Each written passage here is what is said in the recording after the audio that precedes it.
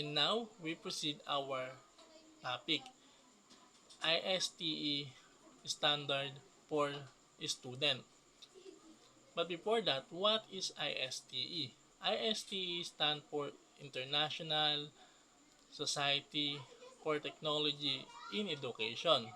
ISTE standard for student is empowered learner, digital citizen, knowledge constructor, innovative designer, computational thinker, creative communicator, global collaborator.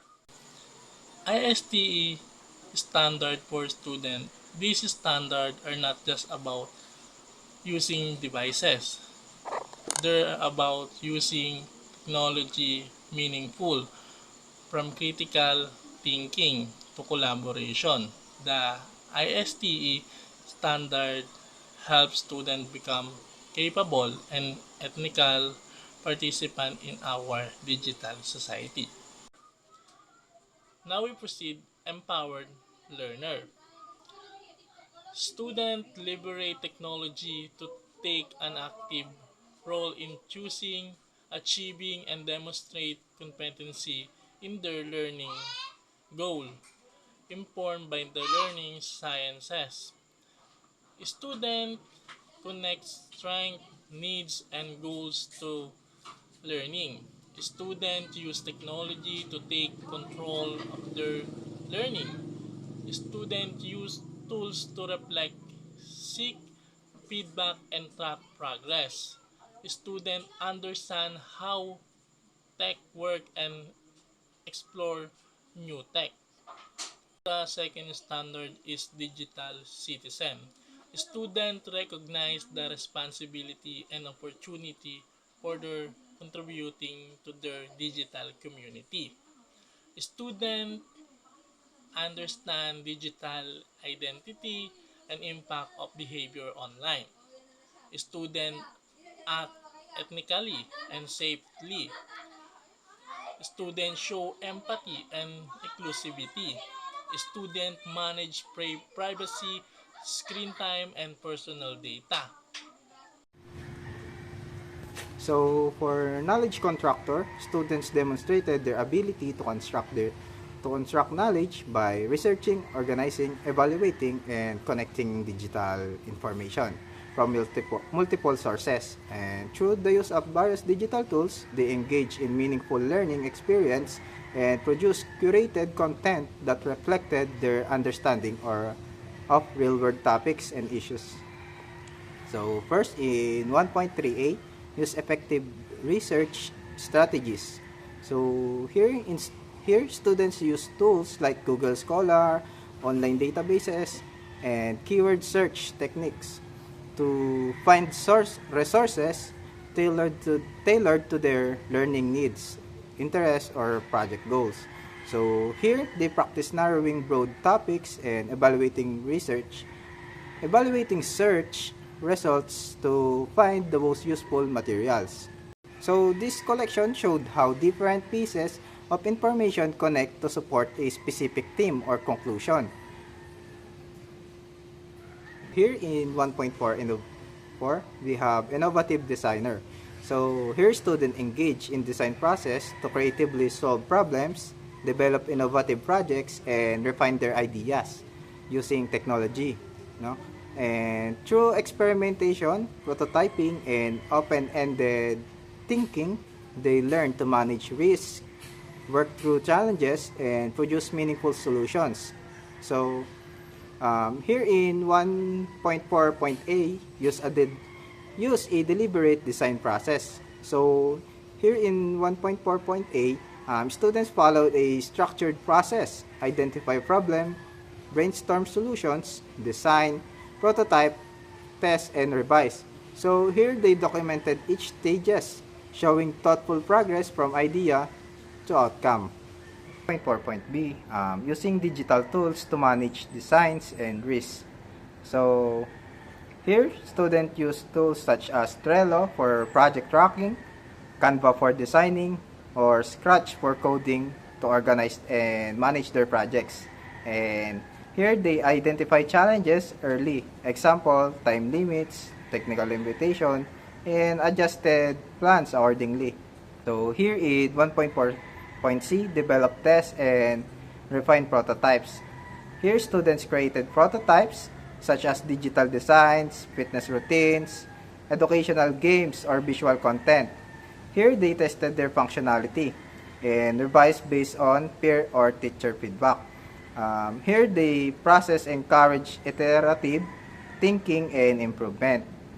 So for lastly, 1.4.d, show perseverance and work with ambiguity. Here students face open-ended problems that require flexible thinking and creativity. Here they continued improving their projects even when facing difficulties, showing resilience, patience, and a growth mindset. Computational communicator is a student who use technology and logical thinking to solve problems and explain ideas clearly. They use tools like spreadsheet, data charts, coding, or simulation to recognize and present information. This kind of communication is based on facts, evidence, and step-by-step thinking. For example, instead of using saying, for example, instead of just saying the result of survey, a computational communicator might show it in a graph or use a computer program to analyze the data and share the outcome. Um, on the other hand, a creative communicator expresses ideas in original and engaging way using different digital tools and media formats. This includes creating videos, podcasts, infographics, digital stories, or websites. The goal is not just to inform but also to inspire, entertain, or connect with the audience emotionally. Creative communicators know how to choose the right format and style for their message, making sure their ideas Discussing the role of a global collaborator under Technology for Teaching and Learning or TTL. Bilang global collaborator, hindi lang tayo basta gumagamit ng technology. Ginagamit natin ito para makipag-connect sa iba't ibang tao, especially peers from diverse backgrounds, kahit taga-ibang bansa pa sila. Through tools like Zoom, Google Meet, or even Padlet, we can work with students and teachers around the world. First point, connect with diverse peers. Importante ito kasi when we connect with others, may iba't ibang perspective, mas lumalawak ang understanding natin. Halimbawa, kapag may project tungkol sa climate change, mas interesting kapag may input from students in other countries who experience it differently. Second point, contribute to team efforts. Hindi lang sapat na present ka lang. As a global collaborator, we should be active in team discussions, share our ideas, listen to others, at tumulong sa mga tasks. Collaboration is about teamwork, respect, at shared responsibility. So third point, use collaboration tools to solve problems and address local and global issues. Dito pumapasok ang paggamit ng technology, tools like Google Docs for shared writing, Trello for task management, or even Canva para sa presentations. We can use these tools to work on issues like education, environmental awareness, or mental health. Kahit local man or global ang problem, technology helps us to find shared solutions together. So, to sum it up, being a global collaborator means nakikipag-connect tayo sa diverse peers, tumutulong sa team efforts, at gumagamit ng tools para mag-solve ng real world problems. At sa pamamagitan ng mga to, we're not just learning technology, we're using it to become better global citizens.